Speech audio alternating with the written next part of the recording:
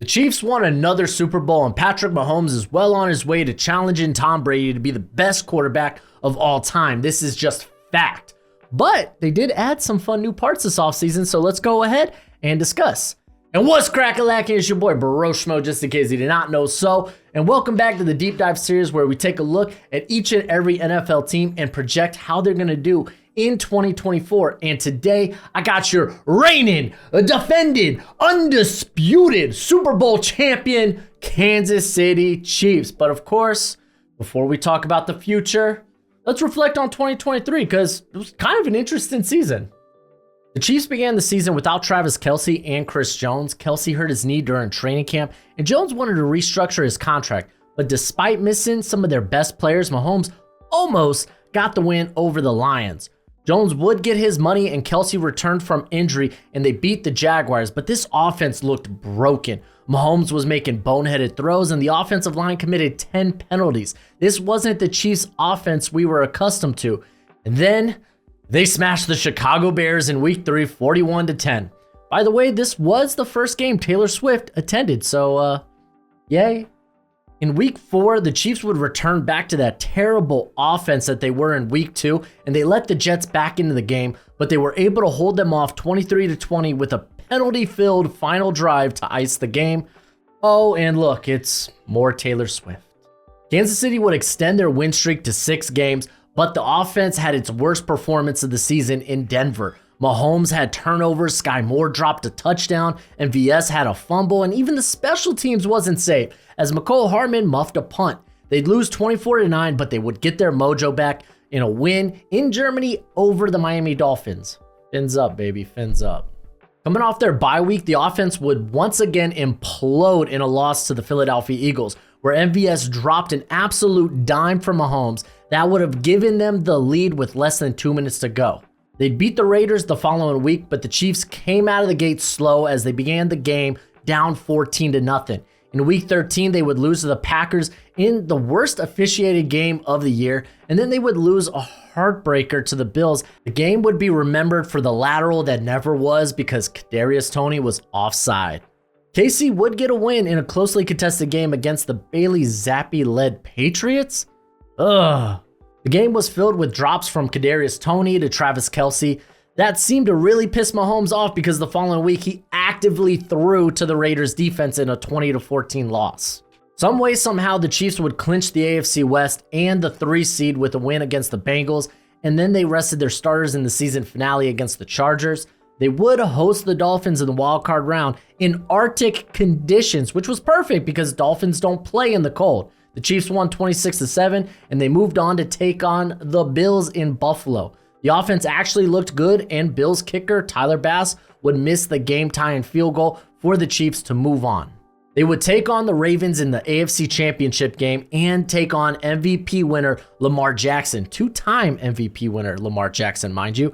And the offense didn't have to do much, as the defense completely shut down Lamar and the Ravens offense. They would take on the 49ers in the Super Bowl in a tightly contested game, which the Chiefs won in overtime on a walk-off 3-yard touchdown reception. For all the Chiefs' gaffes on offense, Patrick Mahomes was still 9th in passing EPA, but the credit should go to the defense. The run defense might not have been ideal, but the passing defense was 3rd in the NFL, and they allowed the 2nd fewest points in the NFL. The defense carried this offense through the regular season, and the offense got hot at the right time. Real quick, I gotta give a shout out to today's sponsor, Underdog Fantasy. I absolutely love Underdog Fantasy because I love football, and now that the football season is far and away, it doesn't mean my betting season has to be, because they do all kinds of sports, whether it's baseball, basketball, esports even. They got you covered, whether that's weekly best ball or my favorite, higher lower on player props. So if you sign up at Underdog Fantasy using promo code BROSHMO, then they will give you a first-time deposit up to $250. That's right. That's right. That's right. That's right. That's right. So if you're going to go and bet with Underdog Fantasy, use promo code BROSHMO, take advantage of this offer, but please bet responsibly and bet within your means. This team lost nothing this offseason. Offensively, they lost MVS and Donovan Smith, which, hey, that's no biggie. Defensively, they did lose Mike Edwards and Willie Gay, which are some good players who played significant snaps for this team, but they already have replacements on the roster for those guys. Oh, they did trade away one of the best corners in football. So they did lose a little. They just paid Chris Jones this season. So paying both Jones and L'Jarius Sneed would have been pretty restrictive cap-wise. So they ended up trading Sneed for a 3rd-round pick along with the 7th-round pick swap. So props for them for not letting him walk for free after next offseason. But let's talk about what this team added. Let's take a look at what they did via free agency. And we're going to start with Carson Wentz. He's going to be the new backup for Patrick Mahomes. Last year was Blaine Gabbert. And honestly, Wentz offers more upside than a guy like Gabbert. So I really think this was a very solid sign-in. They also re-signed a ton of players, including Mike Dana. I was shocked that Mike Dana's market wasn't that big. I thought he was going to get a decent little payday somewhere else. He ends up coming back on a 3-year deal worth only $24 million. So like, good on you, Chiefs. Really, really solid. They also brought back some guys along the defensive line. Running back, Clyde Edwards-Helaire, but guys like Wharton, Noddy, they brought him back. The big sign-in is probably Hollywood Brown, Marquise Brown, who we got to talk about the injury real quick. Played 1 snap, ended up sustaining a cervicoclavicular, because words are fun, kids. A joint dislocation, which I think Tyreek Hill had a very similar injury, though he ended up not having surgery. So the timetable on Brown's return may be a little bit longer. I've seen anywhere between 4 to 6 weeks. So maybe they might be missing him early into the season, but they should have him for most of the year. He signed a 1-year deal and he brings speed. This receiving group was missing consistency and speed. They desperately needed it, and they get, hopefully both with Brown. Brown last season was a bit inconsistent, but some of that was part of injury because I think he was dealing with a heel injury last year. But I thought it was a great pickup, and they didn't stop there, as we'll talk about what they also did in the draft. But I think they got a couple of other re-signings here. Is Drew Tranquil. He was very good for them last year. Big reason why they were all able to move off of someone like Willie Gay. So great pickup there. Irv Smith Jr., he signed with the squad. Someone who's honestly could end up being maybe a camp body or maybe 6 around as tight end 4. Because I feel like, I know Noah Gray is going to be ahead of him. We can talk about like Jared Wiley. Does this team still have Blake Bell? We'll talk about that when we get to the roster. But I mean, this guy's seen his role diminish with each year he's been in the NFL. A little bit of that's been injury, but I mean, bringing him in, I think it's solid. Good pickup. It's okay. It's depth. It's depth, if anything else. But let's talk about what they did in the draft, because I loved it. The Chiefs moved up 4 spots to take Xavier Worthy at pick 28, and I love this addition. Patrick Mahomes was let down so much by his playmakers last season. We'll also talk a little bit about the offensive line when we get to the roster and how that wasn't that great last season. But Xavier Worthy is a very fun addition. There may have been some worry that, this is really what Hollywood Brown was going to be coming in and doing, but Hollywood's only on a 1-year deal. They really wanted that home run, legit track speed. They get honestly a straight up baller, a guy that he's a little bit smaller, but he's a dog at the catch point. The hands have been a little bit inconsistent here and there, but a lot of it's like focus drops and whatnot. Like, this was a great pickup. I love the addition of Xavier Worthy. And then in round 2, they go ahead and take Kingsley Suamataia. And I was like, okay, maybe they're working him at guard, or they're going to develop him as the next tackle there. And it looks like he's going to be the starter right now. Like, signs from training camp, he's working with the first team at left tackle. I thought Wanya Morris was going to be given the go there. I know last year, given the limited sample size, wasn't like all that encouraging, but it looks like it's going to be Kingsley's job to lose, so to speak. But he brings size, length, power, and speed. It's just he needs to polish a lot of his game, whether it's the footwork, how he uses his hands. It was a really good addition. He probably should have went higher than this, ends up falling. I like the pickup. Probably will have some lumps and bumps as the season goes. He is going to be a rookie, so it's a good draft pick regardless.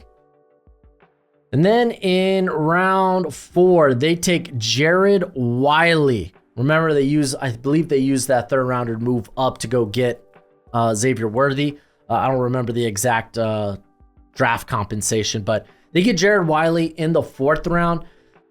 He's a fun player, like more pass catcher than he is blocker. So another guy you could maybe develop to potentially be that heir apparent to Kelsey. I feel like you've seen some positive things from Noah Gray, but there's really no problem in just taking another shot. And honestly, you have one of the best tight end coaches in the game in Tom Melvin. So getting a guy like Wiley, I thought was very solid. I thought the Chiefs did really good with this draft. We're going to keep going as they took Jaden Hicks. He was my safety one in this class. He ends up falling late into the 4th round. 33 picks into the 4th round.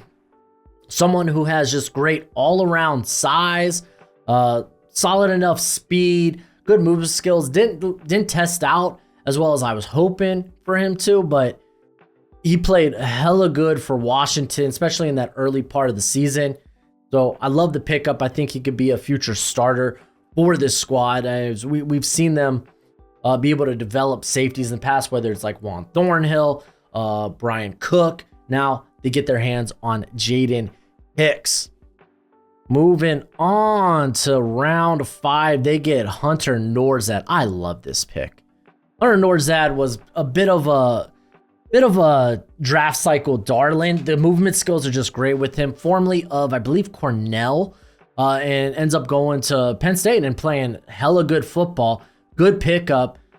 Doesn't necessarily have to be like your center of the future. Could end up being a guard. I mean, he's got position versatility like that. The dude played tackle at Cornell as well. So like he's got flexibility and versatility all over the offensive line. So you love that addition in round 5. And then in round 6, they get Kamal Hayden. They just keep adding corners. I mean, it makes sense. You just traded away L'Jarius Sneed. Kamal Hayden had his year cut short, unfortunately, last season for Tennessee. I believe it was a shoulder injury. And I mean, the play that he got hurt on, man, he laid a crippling blow to the receiver. But this dude's just gritty. He's a gamer, man. He's a gamer. And I mean, worst case scenario, he ends up being solid depth somewhere down the line for the squad. And then they grab Holy Cross guard CJ Hansen. I liked him. Another guy with really good movement skills and someone that they could develop. They're going to have to decide on what to do with Trey Smith. You got Joe Thuney getting up there in years. How old is Thuney at this point? Is it Thuney or Tooney? I always mix up how to properly pronounce his name, but he is currently 31, will be 32 in November. So you do want to start looking for maybe those heir apparents at guard, especially if Trey Smith isn't in the plans, which, I mean, I feel like they could bring him back at a relatively good cost. He's been money for them. He truly, truly has. But let's go ahead. Let's talk about this coaching staff. Andy Reid is one of the most accomplished head coaches of all time, and that's just not during his time here with the Kansas City Chiefs, but prior, when he was the head coach of the Philadelphia Eagles. He was the head coach there from 1999 to 2012, and he led them to a singular Super Bowl appearance back in 2004, where he lost to Tom Brady and Bill Belichick. And I think it's kind of funny that Andy Reid's only Super Bowl losses have come to Tom Brady. Tom Brady, man, just ruins everything, right? But prior to that, he was a positions coach under Mike Holmgren. He's been the head coach here at Kansas City since 2013. He has gotten 3 Super Bowls because of it, and we're going to be honest, he's probably got a couple of more left in him, at least. But when it comes to what he does schematically, he's done a good job of just constantly evolving, not just his scheme, but his philosophy for what the offense should do. does a good job of just adopting and adapting new things into the offense just to keep the defense on their heels. But one thing you can say for sure, this is always going to be a zone-heavy scheme when it comes to the run game. Last year, they ran zone about 60 to 62% of the time compared to gap or man concepts. That was in about the 30s. This has always been a zone-heavy team. I do still expect we're going to see a lot of RPOs just because, well, they got playmakers like that in the form of Kelsey and Rashee Rice, Xavier Worthy could get it done. But with that addition of speed this offseason with Hollywood Brown, with Xavier Worthy, I think this is a team that wants to get back to stretching the field and attacking deep, attacking vertically. Patrick Mahomes last year had the second lowest average depth of target, and it was the lowest of his career. The year prior, it was only 7.7 yards.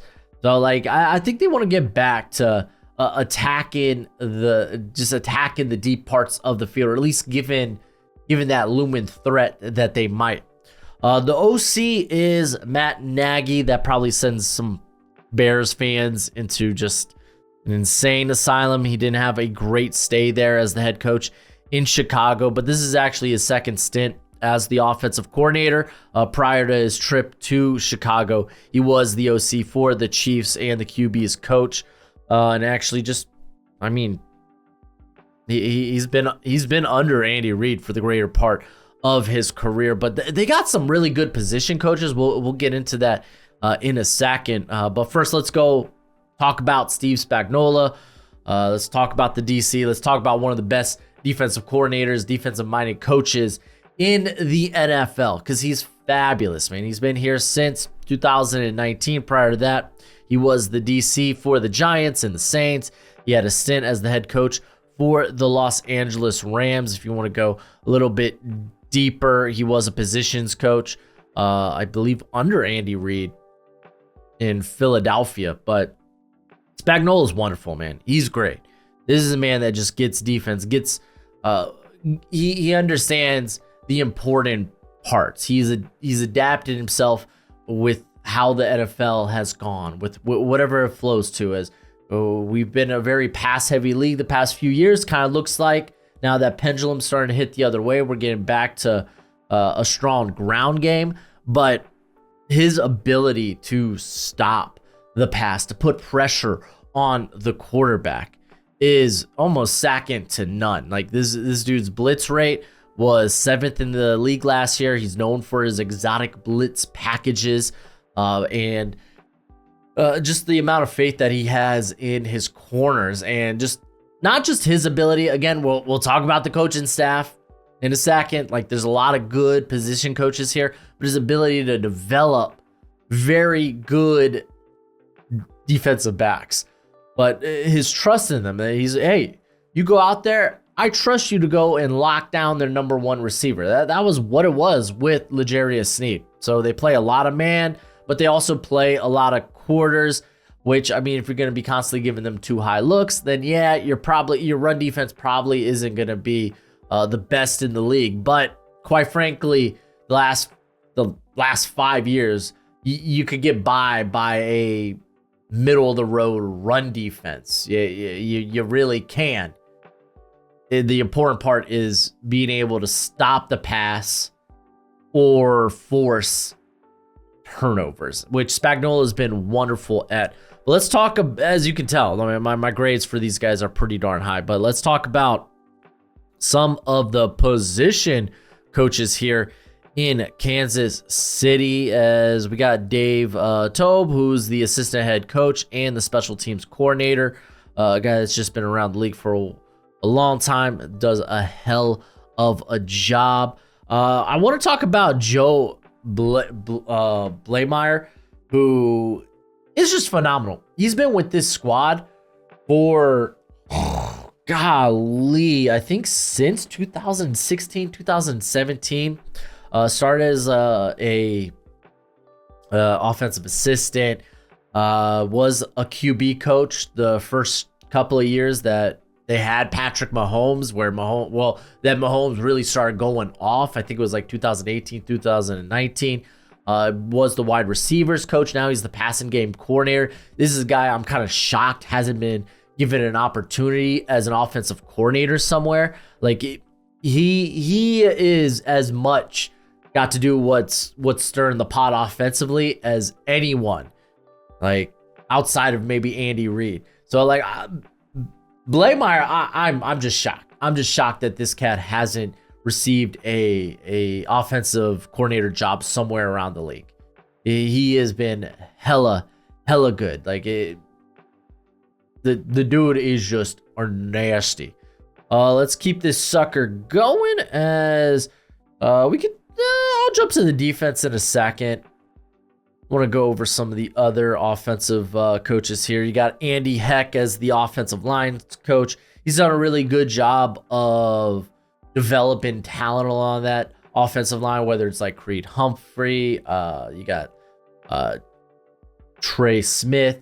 He's done a good job of that. We'll see what he can do with Kingsley Suamatea, but a very well-respected guy around the league. His son is actually an offensive tackle in the NFL. Charlie Heck, you might have heard of him. Former North Carolina offensive tackle.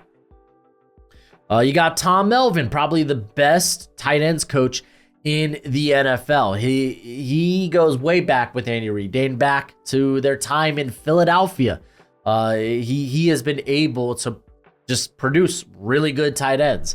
You go back to Philadelphia, you had Brent Selleck, and then obviously Travis Kelce. So that's why I feel really good about his ability to develop like a Noah Gray, a Jared Wiley. So like Melvin, hella good. You got Todd Pinkston here, which is kind of wild. He's a run backs coach, former wide receiver, Philadelphia wide receiver, dating back to his time with Andy Reid. It's going to be interesting. The run game wasn't exactly spectacular, but as they leaned on it later in the year, more importantly during the playoffs, it certainly was much better. So that's going to be an area to watch out for. I know a lot of fantasy football websites are feeling really good about Isaiah Pacheco this season. So maybe that's something to watch out for. But let's go over some of the defensive coaches. So we got to scroll back to the top here. As we got Joe Cullen, who's just done a wonderful job with the defensive line, being able to not just develop, but help be able to scheme up pressure. Guys like Mike Dana, being able to produce well. George Karlaftis has developed into a really nice player along that defensive line. And they found a really sick rotation there in the interior where you got like Noddy coming in, being a very good run stuffer. And then Wharton, who is undersized, but they utilize really well as not just a pass rusher, but they put him in opportunities to actually impact the running game as well. So he's done a really good job there. Oh, where are you at? Where we go? Dave Merritt, man, phenomenal defensive backs coach. Like legitimately has done a great job. This team has consistently churned out really good defensive backs, whether it's you had Juan Thornhill, obviously most notably L'Jarius Sneed. We will like Jalen Watson was kind of a surprise guy. Like I was shocked that they used him so regularly early on in his career. And we'll talk about the cornerback room because it's very fascinating, but also guys like Joshua Williams. Another guy that's getting a lot of camp hype right now is Nazay Johnson, former San Jose State corner, I believe. So just his ability to be able to develop a secondary. And keep in mind, this is a secondary that has been among the top of the league. Like, again, they were, third in pass defense EPA last season? Just phenomenal. And Joe Cullen also deserves a lot of credit with the defensive line. So, like, those two are just a freaking match made in heaven when it comes to the coaching staff. But let's go ahead. Let's get into this roster. As per usual, you can see my grades for each position group over here. Let's start at quarterback. Let's start with Patrick Mahomes, a man so good. He's in a tier all by himself. Yes, he is that great, but it's not to say he was perfect. There were a lot of problems on offense, and he was kind of one of them at points, because arguably he had the worst season of his career, at least analytically, and that translated on the field. Like, you saw that. Like, this man's touch passes were dog water last season. He was either late, which when you're late on a touch pass, that just lets the defense be able to get under the football and make a play on it, or he was thrown into double coverage. He had 21 turnover-worthy plays. Let's not pretend like Mahomes was perfect. He wasn't. And the big-time throws were down. They've been down the last couple of years because this is a team that's been missing that vertical threat. Like, no one's really terrified of the Chiefs tearing the top off of the defense, and that has led to less big-time throws. Now, still, quality number, 25 last season for Mahomes, but still down from what we've been accustomed to back to those Tyreek years. But hey, the dude is still one of the best quarterbacks in the NFL. Nay, he is the best quarterback in the NFL. He's a 3-time Super Bowl champion, a 3-time Super Bowl MVP, not even 29 years old yet. He's probably got at the very least 2 more left in him, if not, maybe challenging Brady. So, yeah, Mahomes is great, man. And the average depth or his adjusted completion percentage is still exceptionally high. Typically, you're going to see the more elite, more consistent quarterbacks around the NFL around that 78% mark, and that's where he's at, 78. Behind him is Isaiah Pacheco. This is a man who he's like a chained up animal in a small room. That is the running style. No one runs harder and more ferocious than Isaiah Pacheco. And it's not like he creates a lot of forced missed tackles, because he doesn't. But it's those yards after contact. He might go down on initial contact, but you could bet your sweet cheeks that he's going to be getting 2, 3, 4 yards after that initial contact. He's just super consistent, and this team was at its best when they were giving him the football, when they were giving him a healthy dose of carries. You look at like the game against Miami, he had over 20 touches. His team was at its best when he touched the ball more than 20 times a game. That first Denver win, over 20 touches. You go to the Cincinnati victory, over 20 touches. You just go through the playoffs. He had 24 carries in the win versus the Dolphins. Against Buffalo, he had 15 carries, but he had 16 touches altogether. So, okay, still, you're getting him above 15. I like that. We're going to go over some of their losses where he barely even touched the football. But then you get to the Baltimore game, 24 carries. You go to the game against San Francisco, where he got 24 touches altogether. And you look at some of their losses last season, the opener against Detroit. Man touched the ball 8 times. What the hell? You go to their next loss of the season, that second meeting against Denver. 8 carries. What the hell are we even doing? You go to that Las Vegas loss. 11 carries.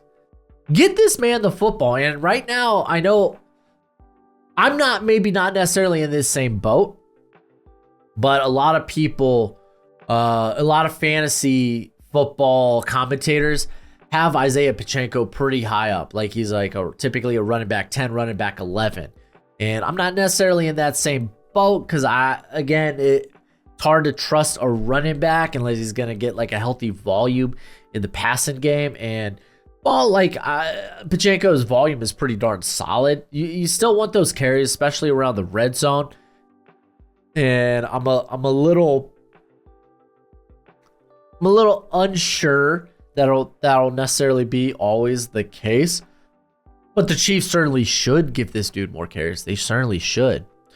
Quickly, Travis Kelce might not be the best tight end in the NFL currently, but probably the best tight end in the NFL all time. Still probably he's a top 2, top 3 tight end in the NFL. The dude is just good like that. He is still the most trusted pass catcher of Patrick Mahomes. And even when he was slowed by injury last year, because he was coming back from the knee, I think he even had a little bit of a back injury last season. Still got up to 900 yards receiving, led the team in receiving yards, 5 tutties. But I mean, the dude's up there in years. Of course, he should start slowing down. He's going into a year, like, he's going to be 35 this season. So him slowing down shouldn't be all that surprising, but he's still hella productive, still knows how to find them soft spots in coverage. Going to the receivers, this is where we see probably the biggest change. I want to put an asterisk out there because with Hollywood Brown, don't know how long it'll take him to get healthy. Again, the timeline is currently set at like 4 to 6 weeks, which means he should be healthy for the remainder of the season, for a majority of the season. So I'm going to list him as a starter. Asterisk here with Rashee Rice. I don't know what a suspension is going to look like for him. The NFL hasn't came down on that. So until they do, I'm going to list him as a starter. Now let's talk about their wide receivers. This team got significantly faster. Bringing in Xavier Worthy and his 4.2 140. Bringing in Hollywood Brown. This is a team that, hey, we want to attack a lot deep. And I think Xavier Worthy is going to be the main recipient of that because I just think Brown's a much more all-around receiver. The guy's got more tenure in the NFL. He's been able to kind of shape his game.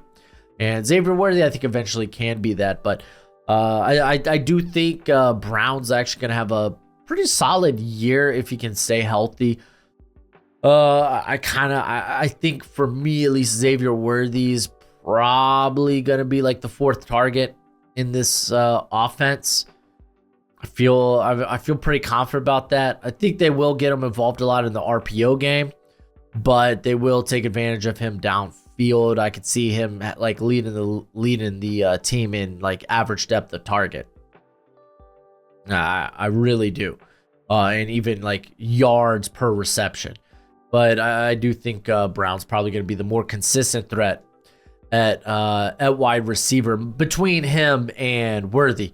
Rashee Rice, if he's on the field, this was a guy that Mahomes leaned on last season. Had a phenomenal rookie year where he went for 938 yards, had 7 tutties, 12 forced missed tackles. That was the theme, man. His ability to create after the catch was pretty darn good. His hands were relatively solid. Only 3 drops last season, which led to a 3.7% drop rate. Though, I think he did a better job of this, and maybe that was just schematically the Chiefs did a good job of this. Because, like, Rashee Rice, kind of the big gripe with him was, as a route runner, he relishes contact, which leads to him not getting great separation. He played a lot in the slot last season, 49.8% of the time. He was literally 50-50 between the slot and playing on the outside. So they gave him a lot of free releases and allowed him just to kind of find those sweet spots and then create after the catch. It was truly stellar. And I mean, that was the thing. Last season, the position players for the Chiefs were a hot dog water. Like, outside of Kelsey and Rice, you had, I guess Justin Watson was the next consistent threat for the squad, and he had a drop rate of 12.9%. After that, it was MVS, drop rate of 12.5%. These guys were dropping a lot of balls. I haven't even got to Kadarius Toney, 12.9, right up there with Justin Watson. But fun fact, with Kadarius Toney, it was a bit more apparent when it came to his drops. It was, man. Because, like, he had drops that led into turnovers. He had one bounce off his hands, or I think it bounced off his head. I can't remember. It was against the Vikings, I believe, and turned into an interception, man. It was rough. It wasn't great. Sky Moore has not been able to emerge. He was someone I really liked coming out of Western Michigan. Yeah, Western Michigan, and I thought he would have fit this offense like a glove. It's been anything but. He only had 244 yards last season. So, like, yeah, the playmakers were a big problem on top of maybe the inconsistencies with Mahomes and his touch pass. So And we're going to get to the offensive line, and particularly the tackles, where they had problems. Matter of fact, let's just go there, and then I'll go into the depth that this team has. Feels like I'm railing on the Chiefs, but I mean, they're a good team. They won the Super Bowl. What can I say? I feel like I'm trying to highlight some of what went wrong last season and how I felt like that they vindicated that through the off season with additions like Hollywood Brown and Xavier Worthy, maybe getting like Pacheco the ball more. Like, so I'm just throwing those things out there. So when it comes to the offensive line, you're gonna get a new starter at left tackle currently. Kingsley Suamataia is taking the first team snaps in training camp at left tackle, which is a-okay. Let's not pretend Donovan Smith was great last year. He committed 9 penalties, which, I mean, that's not terrible. I mean, for a guy who's like the 5th best player on the offensive line, it's not bad. He was a relatively all right pass blocker, but as a run blocker, he did nothing special. So you're going to have Kingsley Suamataia, who will take some lumps and bumps in his first year as an NFL player, but you're really banking on the upside. Now, Jawan Taylor was a freaking roller coaster last season. Like, he got it together as a pass protector, and he's always been known as a better pass protector than run blocker, so it's not surprising that his run blocking wasn't that great. But golly, the penalties, man. The freaking penalties. He was flagged 20 times last year. And I remember in the season opener against the Lions, because we did a watch along for that, and it was like, golly, dude, it feels like Jawan Taylor started so back in his pass sets. Like, it just feels like he's so far off the line of scrimmage. And funny enough, in that second game against the Jags, he was flagged a ton for alignment penalties. It was just nuts. But it's not like the alignment issue was the only thing. A lot of people were talking about false starts. I thought he was relatively solid at time at the snap as a pass protector, but there were a lot of holding calls as well. It wasn't perfect last season, but I'm not going to pretend like Jawan Taylor's a bad player. He might not be the best player on the offensive line, but to be fair, that interior is pretty goated, but he is certainly a very, very good player. And if Kingsley Suamataia ends up being very solid, then yeah, this offensive line should be hella good. We move to the interior. You got like Joe Thuney, who's still playing great football. He's probably like the second best player on this offensive line. Hella good. We got Creed Humphrey, who is probably their best run blocker there at center. Arguably, now that Jason Kelsey's retired, the best center in the NFL. And Trey Smith, my question is, are they going to be able to give Trey Smith $20 million a year? That's just kind of what it is. We saw Robert Hunt get a fat payday. We saw other guys at the guard position like Kevin Dotson, Damian Lewis get good paydays at guard, and I'd argue Trey Smith is probably on par with like a Robert Hunt. So like he should be in that range. Is Kansas City going to be able to afford that, or are they just going to maybe let him walk? But regardless, he's here this year, and this is probably one of the best interiors in the NFL. And really, that run blocking grade that I have there, C-, is held back by the tackle situation. That's kind of the fact of the matter. But let's dive a little deeper. Let's go into the depth on offense. As we'll just go ahead and continue with the offensive line. As Wanya Morris, I was kind of hoping would have been the next in line there at tackle, but looks like he is just going to serve as depth, and that's fine. I think he showed last year he's a good pass protector.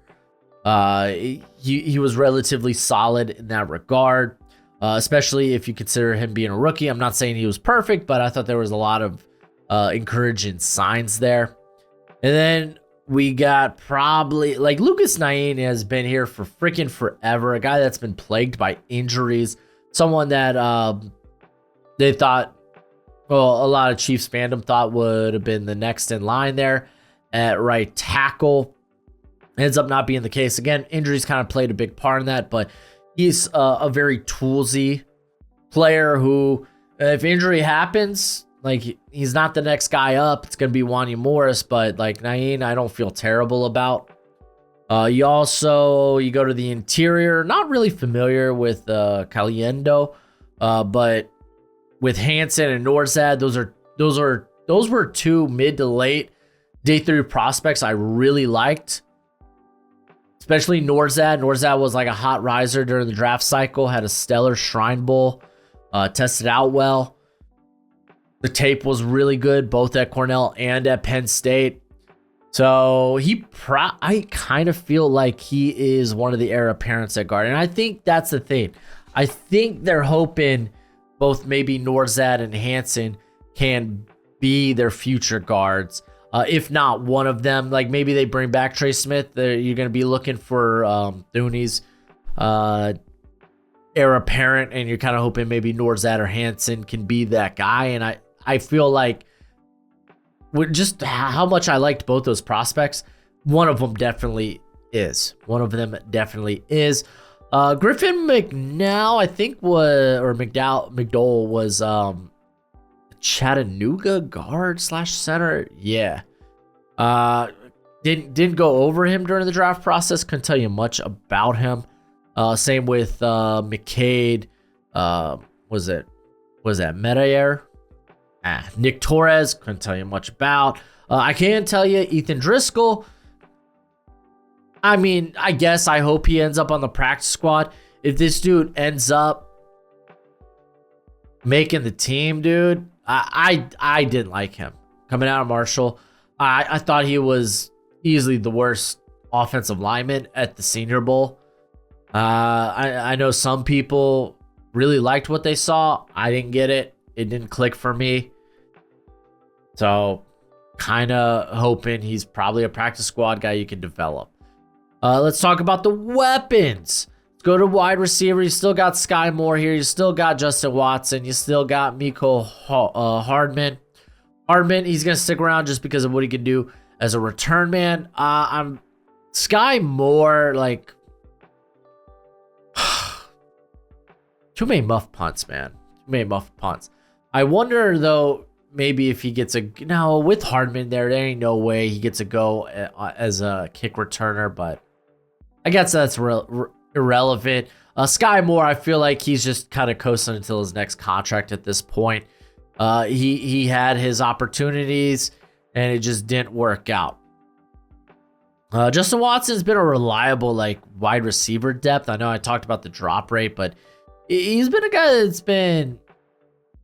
they haven't had really good deep threats on this squad since Tyreek Hill left, and Watson was able at least to hit a few deep plays for this squad the last couple of years. So he is depth, but I think he's good depth to have. Looking furthermore, I hear Nico Ramigo has been doing really well at camp. I really liked him coming out of Fresno State there with Jalen Proper? Irrelevant. Both those Fresno State wide receivers pretty darn solid. So glad to hear he's doing well, but probably a long shot to make the squad. That's basically everyone in this category. Kadarius Toney, I heard, was getting some love in the backfield, but at this point, I think he's a long shot to make the squad. I think he ends up signing elsewhere. I think he's going to get let go. Justin Ross, injuries have just kind of derailed anything with him, which is unfortunate. We were kind of hoping he gives the Chiefs that just big body, that big bodied vertical threat. Not necessarily like a speed guy, but someone who will go up and make the highlight catch. And just unfortunately, again, injuries have kind of killed that. Cornell Powell, I'm shocked he's still with the squad here. I liked him coming out of Clemson as a more of a big body possession receiver. He's, I guess at this juncture, more practice squad than anything else. Montreal, Washington, really more of a slot player, like undersized slot player who will give them a little something as a return man. That's probably his only way to stick to a roster. But again, Mecole Hardman's kind of that guy. I want to just confirm. I'm thinking, yeah, okay. It's a Samford player, former Denver. I just want to make sure. Like, I was like, Montreal, Washington, am I thinking of the right guy? You got CM Punk here, Phillip Brooks. Former Kansas State receiver. Another guy who is here. If he makes the squad, it's as a return man. Unfortunately, that role's kind of taken up. Another dude that's a bit undersized. I think he also hovers around the 170 mark. 175. But yeah, really, if he's able to stick to a roster, it's what he can do as a special teamer. Good speed though. Unfamiliar with Hayek here. Kyle Sheets, I didn't watch, but I heard a lot of good things of him just being kind of this physical freak. So couldn't tell you much about him, but hey, I haven't really heard much out of training camp about him either. But I have heard other draft analysts in my realm talk about him just kind of being this physical freak. Tight end, man, they actually got a quality tight end room. Like, looking at this, you have Noah Gray, who's you felt like was kind of being groomed to be the Travis Kelce heir apparent. Now you kind of feel like that guy's Jared Wiley. Regardless, you're hoping Tom Melvin figures out if one of these guys can be that. If anything, you got two solid tight end twos here at the very least. Irv Smith probably rounds out the amount of tight ends that they keep. Fun fact, no, Blake Bell is not on this roster. I'm unfamiliar with Baylor Cupp. Great name, by the way. Baylor Cupp, Texas Tech. Yeah, did watch him. And also this Spivey cat. I don't remember watching him either. So I couldn't tell you much about these guys. Are probably really just camp bodies. Mississippi State. Okay, yeah, did watch him. Moving to the running back room. Quick shout out to Carson Steele. He's going to be doing his best Anthony Sherman impression.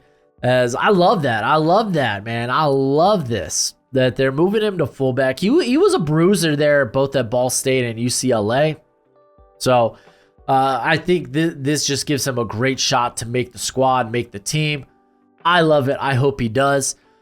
Right now, it sounds like that the guy that will be the backup to Pacheco is Deneric Prince, former, I believe it was Tulsa running back, who, hey, we just haven't seen. We just haven't seen a ton of. I don't think he got any reps last year.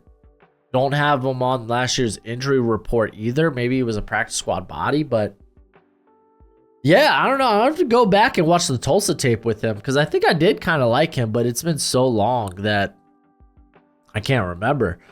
Clyde Edwards-Helaire, he did re-sign. There wasn't a big market for him. Kind of is what it is. But he gives them a bit of a pass catcher there. That's why I think they chose not to bring back Jerick McKinnon. So Clyde Edwards is not going to be like the featured pass catcher because like Pacheco kind of did that. Like Pacheco, he had I think like 56 receptions last year. He had 44 during the regular season. But Clyde Edwards-Helaire, I think, is going to get very involved as a passing back. If they're going to give Pacheco a playoff or two, Edwards will come in if it's a pass play. Then Keontae Ingram, former Texas running back, he was with the Cardinals. Honestly, feels like this running back 3 or 4 positions kind of wide open. Not familiar with Reese Zamet. Amani Bailey, I liked, didn't test that well, unfortunately, and it was like, at that point, you're probably a late day 3 pick. Ends up being a UDFA. But I do think that he's got some good contact balance. You just kind of got to work on the vision with him because they're at TCU. These guys worked with like just gaping holes. But I honestly don't think they hold on to a fourth running back, and instead they go with Carson Steele as the fullback. So that's hella fun. You got Carson Wentz. He's going to be the prime backup here. Good. I think that's great. I think that's an improvement over Gabbert. You got Chris Oladokun, who's honestly I thought would probably make the move to like a tight end or wide receiver just because he's that athletically gifted. He's currently at 213, so it would be wide receiver, but kind of is what it is. Maybe even running back, actually. Ian Book, long shot to make the roster. He looks like long shot to even make the practice squad. I think he probably ends up being a camp arm. You remember when the Saints spent a 4th round pick on Ian Book? I remember. I do. But let's go ahead. Let's talk about this defense. So before we get into the defense, I feel like I always got to clarify this. I list this as the guys that I think are the defensive starters, and it's not starter in the traditional sense, guys who start the game. I'm going to be honest. I could care less who starts the game. Tell me who's on the field the most. These are the players I anticipate to be the lead snap getters, because that's going to dictate how this defense does. Now, there is going to be a quick little caveat here on the interior because, well, with Tershawn Wharton and Derek Nottie, I think they're going to be really close in snap count. Nottie's more of your run stuffer, while Wharton is your pass rusher from the interior. He was very good in that role last season, 17 pressures, 2 sacks via PFF. You look at the pass rush win rate from him last year, and it was 9.4%, which is solid for an interior player. But you look at that true pass rush win rate, which is basically pass rush reps that are like for sure pass plays that are not dictated by the run game, whether that's play action or RPO. And he had a 17.4% win rate on those. So, yeah, no, he's hella good when you just tell him to pin his ears back and go get it. But at his size, he's like 260, 270. Yeah, he's not going to be the most consistent run defender, and they don't use him in that regard. Like last season, he only had like 139 run defense snaps. Yeah, Nottie's their guy when it comes to the run defense. That's just the truth of the matter. But they have I will say he is the best defensive interior player in the NFL. Because now that Aaron Donald has officially retired, that just leaves Chris Jones at the top. Chris Jones is freaking phenomenal. He is the best player on this defensive line. I think you can make a case he is the best player on this defense. He was phenomenal last season. You look at the regular season, he had 75 pressures, 14 sacks. Again, this is via PFF. His pass rush win rate, 18.9%. That's ludicrous for an interior player. I love it. And the question is, will someone be able to step up on that defensive line and be able to create a similar bit of chaos? And I just don't know if that will really be the case. Like George Karlaftis, I really like Karlaftis. There we go. Words are difficult, kids. But I just don't know if he's anything more than an edge 2 in the NFL. Like, I get it. Like, it's not like he's the most twitched up player. He's got limited length. And I mean, you look at his stats, and I know a lot of people look at like 64 pressures, 11 sacks. Those are great numbers. But a 12.7% pass rush win rate. That's not an edge 1 in the NFL. If you're an edge 1, you're going to be close. You're going to be at least around that 20% number, and Karlaftis is on the other side of that. That's why I say he's more of an edge 2. But the question is then who will step up in that role? Is it going to be Mike Dana? Well, Mike Dana was really, really solid last year. 8.1% pass rush win rate. Maybe Charles Omenihu, who currently is on the pup because of a knee. But last season, he had an 11.7% pass rush win rate. He's more of a flexible bit of body type, so he could really play anywhere along the defensive line. So it's like, do they have that guy on the roster that's gonna step up and be the edge 1? Is it Felix Anudike-Uzomah, or are they still developing him? because he's currently still running with the second team. So, yeah, it's going to be interesting to see who really does that. But in terms of run defense, like, yeah, this team could definitely do a better job, but let's not pretend like they're going to help in the box, because they're really not. And honestly, I think Dana is probably their best run defender, probably at the edge position. Yeah, I'm going to go ahead and lean with that. Like, I think he was just like, that's why he racked up so many snaps last season, because he was just all around someone you could keep on the field at all 3 downs. But let's go ahead and actually take a look at the depth along this defensive line. As Mike Pennell, I wonder if he's going to get his number called more, because I thought he was pretty hot during the playoffs. I thought he did a pretty darn good job. You look at the depth behind that. They bring in Neil Farrell, who's more of this penetrating nose tackle. Matt Dickerson, he saw some snaps last year. I think he had a bit over 100, but he wasn't that productive. BJ Thompson, they're kind of hoping to be like this, because he's an athletic freak, and you probably want to use him as a DPR option, but during the offseason did have the seizures, so don't know exactly when he'll be back. That's why they bring in Owen Carney, who was just an athletic freak coming out of Illinois. So maybe he sticks to the team as a DPR option. That'll be something to look out for. Fabian Lovett is a really nice addition here as a UDFA. I like a lot about his game and could be a sleeper to make the roster.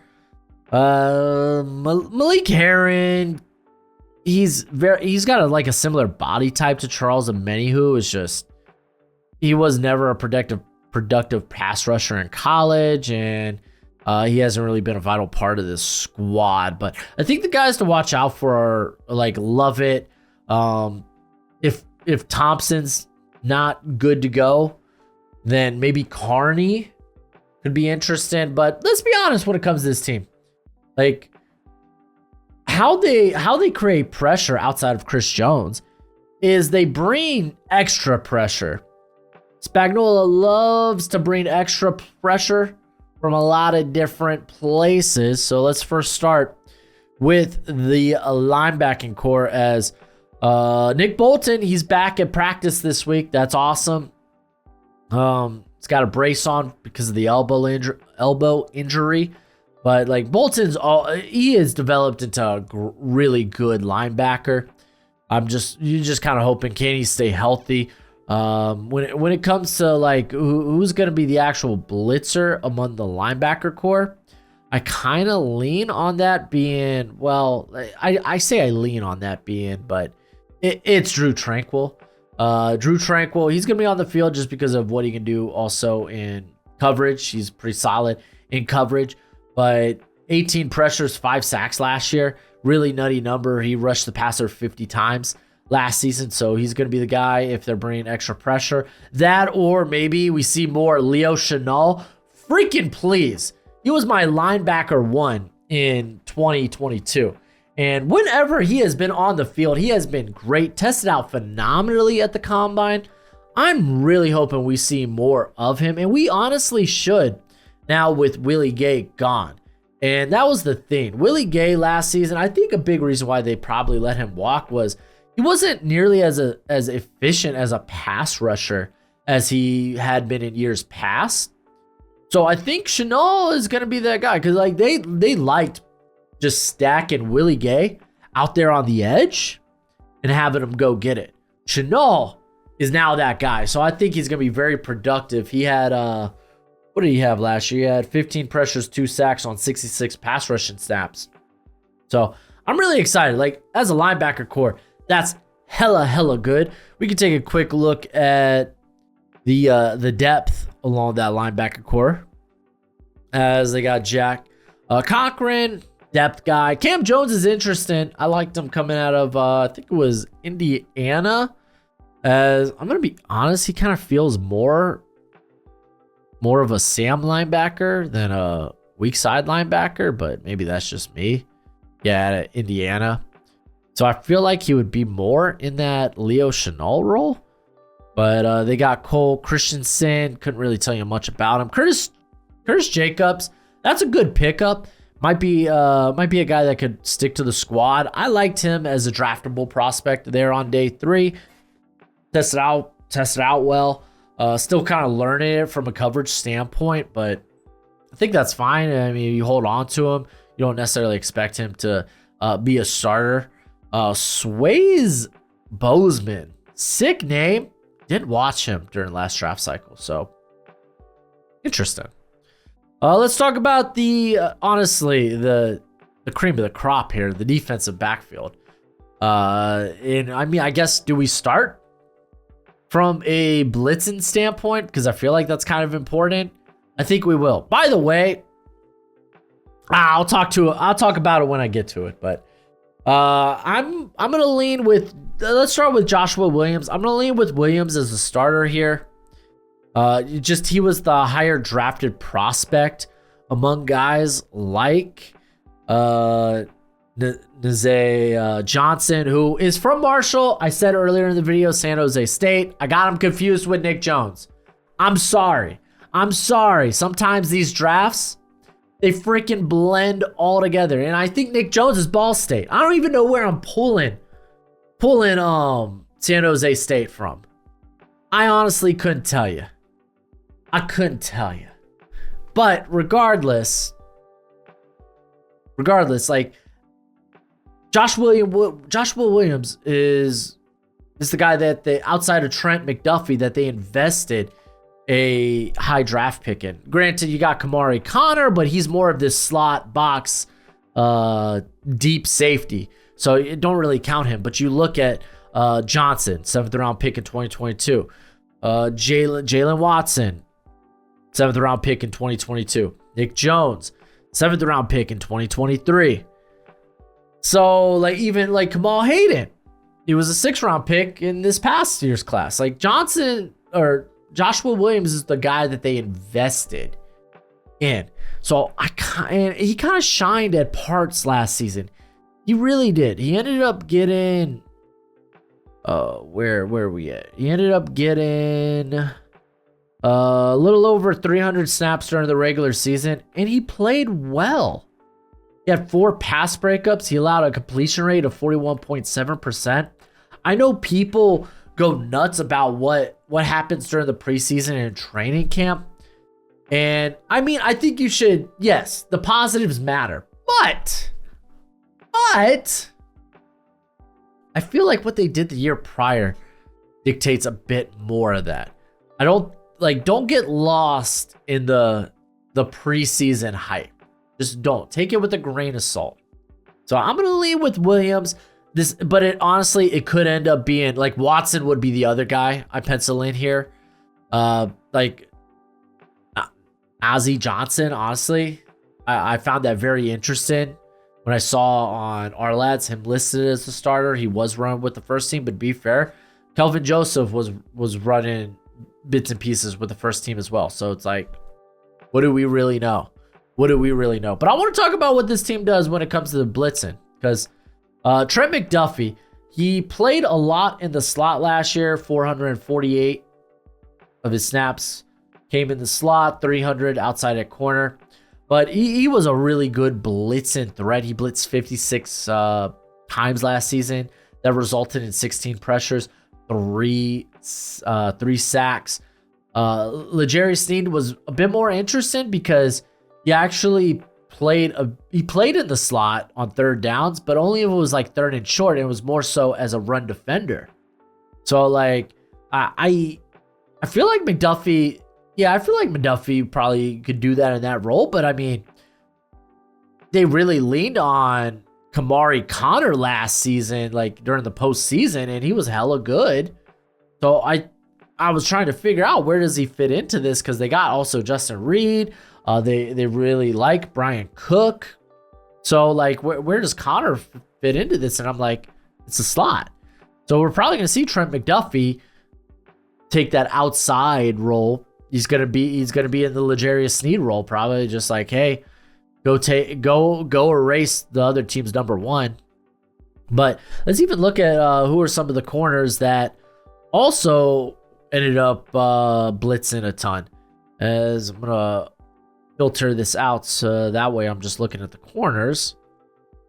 As you had L'Jarius Sneed, probably the next one up there, but it was like it was truly the slot position that they blitzed a ton out of. Because like you had Connor have 21 blitzes. Again, like Trent McDuffie was at 56. So it's like I think the next guy after that, it was Justin Reed. So it was either he was in the box or in the slot, because keep in mind, like Reed also played a fair amount in the slot last year. 254 of his snaps came in the slot, where he was very productive. 8 pressures, 3 sacks. So like they're going to be blitzing quite a bit with their secondary. The question is, who are those guys? I feel like Trent McDuffie was so good at it last year that I feel like he's still going to take on that role. We're going to see a healthy amount of Justin Reed. This is a very fun secondary to which where it's like I feel like you can rotate a lot of guys, like with Brian Cook and Justin Reed and Kamari Connors. I feel like all those guys can rotate between deep, box, and slot. Trent McDuffie could kick in there to the slot. He can do it. So I don't know, man. This is hella fun. I guess we should talk about them from a coverage standpoint. Let's just go ahead and switch over. Since I'm already kind of like talking about like all of the corners at this juncture, let's just go ahead and talk about all of the corners. So L'Jarius Sneed was legitimately great. I know he committed a lot of penalties, but allowed a completion rate of 51.9%. Didn't allow a touchdown last year. Trent McDuffie, him being in the slot meant that the completion rate was a little bit inflated, because again, there's going to be a lot of easy receptions there in the slot. So yeah, his number was inflated. He was at 70%, which is about average for the slot. But he's got big shoes to fill, but I think he can do it, man. I really, really do. You look at guys like Watson last year was pretty darn solid. Didn't have an interception, did allow 5 touchdowns, but 6 pass breakups, allowed a completion rate of 54.5%. I think I already mentioned Joshua Williams with that 41.7% number was hella good. You look at, I want to see, I don't see Johnson on here. I don't know if he was just like a practice squad guy last season. No, he had an ACL injury. My bad. That's why he missed last season. So maybe they do expect a lot from him. I think that's going to be very fascinating. So like legitimately that other outside corner role, it feels like it's up for grabs. And I think it's just going to be very fascinating. But again, I'm going to lean with Joshua Williams. Let's mention some of the other guys here. Nick Jones out of Ball State. They got him listed as the other slot guy, but I mean that could be Trent McDuffie, that could be Justin Reed. Again, like there's a lot of guys that fill that role, so I think there's a potential that he might be on the outside looking in when it comes to roster cuts, but probably ends up being a practice squad player, which that's fine. He did play 67 snaps last season. Kamal Hayden probably in the same boat, because, I mean, they're obviously going to keep Williams. Watson at this point, I think they love Johnson, so they're going to keep Johnson. Kelvin Joseph, I believe, is currently nursing an injury in camp. He's been sidelined with a hamstring injury. Those things can be nagging, but not a guy I have a lot of faith in. I'm just going to be honest. You got Boyedo, who was out of Kansas, I believe. He was that other corner there with Juju Brents. And I mean, dude's got slot size. He's undersized. I mean, probably a long shot to make the roster as well. Keith Taylor's still around the league. I like to see it, man. Former Washington Husky. I'm trying to remember. I remember during the Senior Bowl, man, he got a fisticuffs during the one-on-ones. I forgot the receiver he started throwing punches at, but it was just memorable. I'll say that. They got Chris Roland Wallace listed as a safety here. I mean, he was a big corner coming out, I believe it was USC. I mean, they could transition him safety. I think that's fine, but you could probably still work him at corner, but he's probably more of a practice squad body anyway. Jaden Hicks, I talked a little bit about him. He's another guy that could really just fill in a lot of roles, which, hey, that's on par for the safety room here. Hey, can you play everything? Well, come along. So probably he ends up being the heir apparent to Justin Reed, because that'll probably be a contract that they want to get off on because, well, you're going to have to pay other players. Deion Bush, really good special teamer, probably sixth to the roster because of that. Tyree Gillespie, still hanging around the league, coming out of Mizzou a couple of years ago.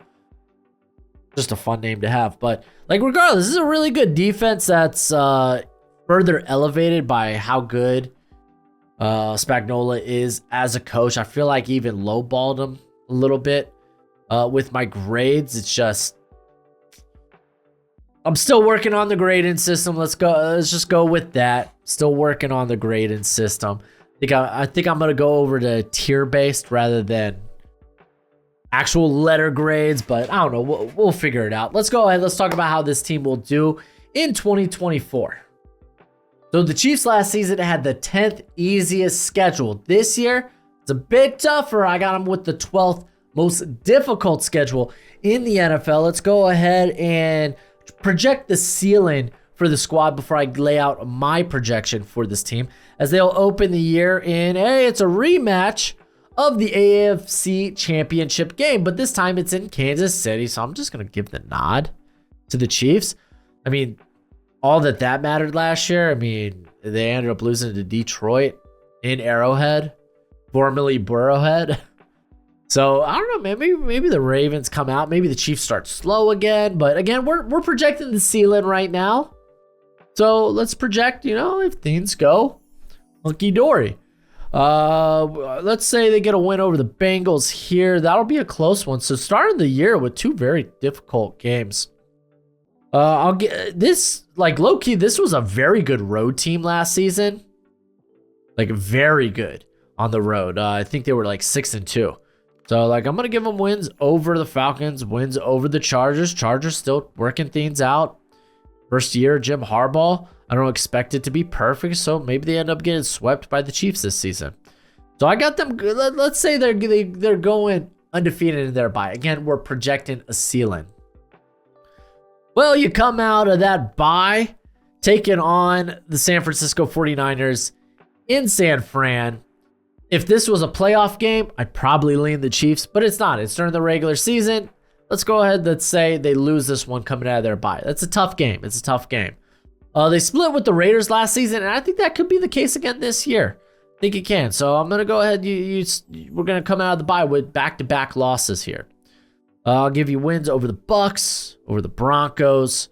This Bills one isn't at home, but I want to say, like, I think you could come away with the win, whether it's Niners or Bills, even if it's on the road. And I mean, Kansas City did win in Buffalo in the divisional round last season, so we're gonna go with that one there. Panthers, please. Give them this home win over the Raiders. Chargers. Browns is a little fascinating, but again, Chiefs are good on the road team. Texans, I want to say they're going to have a heartbreaking home loss. So we're going to go ahead and make the Texans be that heartbreaking home loss.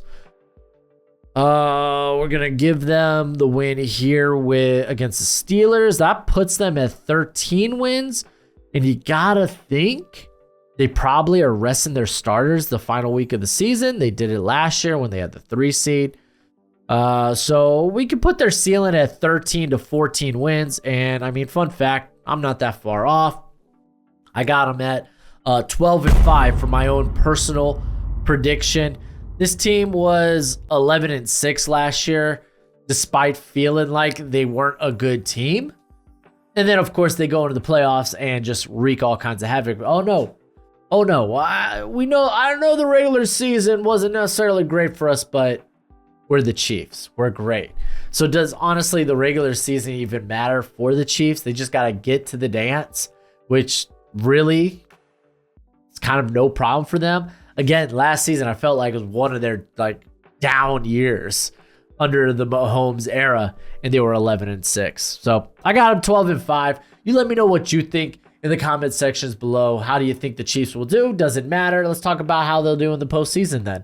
But you can check out some of my other deep dive videos, maybe for some of your AFC West rivals, or you can check out my summer scouting series for the 2025 NFL draft. But as always, until next time, you be easy, my friends. Later.